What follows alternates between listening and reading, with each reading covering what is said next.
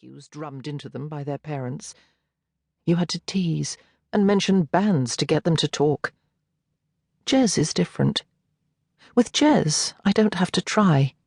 He's easy to be with. For a teenager, he's quite unself-conscious. It must be to do, I think, with his living in France. Or maybe it's because we feel we know each other, though we've barely spoken before. He moves from the window and sits at the kitchen table, one foot crossed over the other long leg, the huge sole of his trainer almost in my face. These children today, these boy men, did not exist quite like this when I was young. They've evolved since then. With their well-mixed genes, they're more adapted to the modern world. Taller and broader, softer, gentler. "This is a wicked house, right by the river. I wouldn't sell it." He drinks half his wine in one mouthful. "Though it must be worth quite a bit." "Oh, well, I've no idea what this house is worth," I say. "It was in the family. My parents stayed here for years, all their married life, virtually. I inherited it when my father died." "Cool." His wine's gone in one more gulp. I refill his glass. "This is the kind of place I want to live," he says. "On the Thames, a pub to the right, the market there. You've got everything. Music shops, venues. Why do you want to move?" "I'm not going anywhere," I assure him. "But your husband, at the party, I'll never leave the river house." This comes out more curtly than I intend, but I'm hearing things I don't like. Greg thinks we should move, yes, but we haven't agreed to it. "I never would. I never could," I say more softly. He nods. "I didn't want to leave this area either, but Mum says London, Greenwich especially, is bad for my asthma. It's one of the reasons we went to Paris." His dark fringe has fallen across one eye. He flicks it back and looks at me from under long, perfectly formed black eyebrows. I notice his sinuous neck, with its smooth Adam's apple. There's a triangular dip where his throat descends towards his sternum.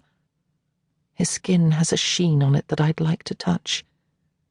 He's of adult proportions, yet everything about him is glossy and new. I want to tell him that I have to stay in the river house to be near Seb. Somewhere in the river's swell, in its daily ebb and flow, he's still there, a flash of multicoloured oil on its surface. A ripple, a bubble, a shoosh, and he's back. I've never told anyone this. It's something few people would understand, and to use a cliché, so much water's gone under the bridge since then. A whole lifetime. I'm convinced Jez would get it. But I let the moment pass. Something prevents me from telling him. It's something that's so close up I can't get it into focus. Instead, I say, "Living in Paris. That must be exciting." "It's okay, but I miss my mates and the band. I'm coming back soon anyway. Been looking at colleges, music courses and stuff." "Your aunt said." "Helen, yes." A flicker of irritation that he calls her Helen, at the intimacy of it. Which is silly. No one calls their aunts auntie anymore. What did I expect? "Found anywhere you want to apply to?" He pulls a face, and I can see he doesn't want to have this conversation, the one where the adults ask what you're going to do. He's too alive for this kind of talk.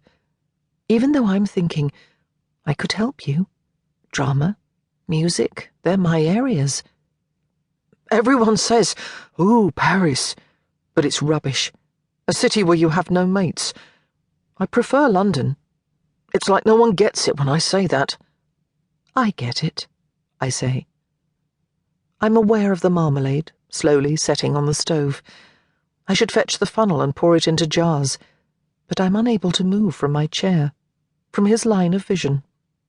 "You can nip up and get the album if you like," I say. "It's in the music room right at the top of the stairs." "The room where the keyboard is?" Of course. He came here once before.